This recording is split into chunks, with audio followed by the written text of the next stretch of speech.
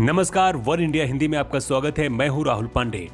गलवान पर सेना प्रमुख एमएम नरवणे ने कहा है कि संघर्ष अंतिम उपाय हुआ तो विजयी होकर ही हम निकलेंगे। उन्होंने कहा कि पीपुल्स लिबरेशन आर्मी से बातचीत में पिछले जनवरी से उत्तरी और पश्चिमी क्षेत्रों में सकारात्मक विकास हुआ है।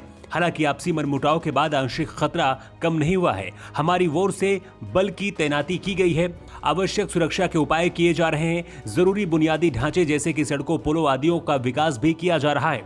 एमएम नरवणे ने कहा है कि विभिन्न जगहों पर आतंकवादियों की संख्या में वृद्धि हुई है। भारत इस मामले पर जीरो टॉलरेंस पर यकीन रखता है। उन्होंने कहा कि लद्दाख में कई जगहों पर मनमुटाव है। खतरे को देखते हुए हमारी तरफ से बल को तैनात किया गया है।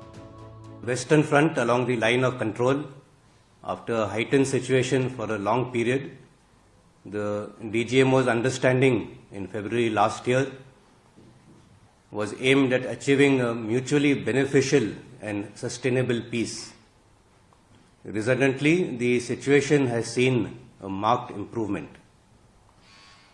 But notwithstanding that, there is an increase in concentration of terrorists in various launch pads, and there have been repeated attempts at infiltration across the LC. And needless to say, this once again exposes the nefarious designs of our Western neighbor. But we on our part have resolved to show zero tolerance for terror, and we have committed ourselves to extract dire costs should that be forced upon us.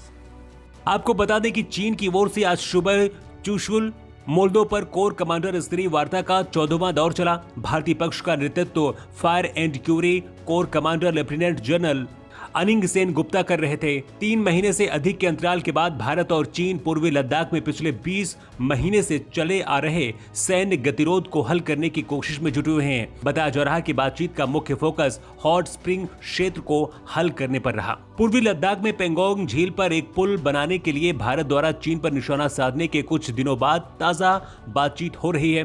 पुल उस इलाके में है जो करीब 60 साल से चीन के अवैध कब्जे में है। पिछले हफ्ते भारत ने अरुणाचल प्रदेश में कुछ स्थानों के चीन के नाम बदलने को हास्यास्पद बताया था। सेना की ओर से कहा गया था कि अरुणाचल प्रदेश हमेशा से भारत का अंग रहा है और ये हमेशा से भारत का अंग भी रहेगा।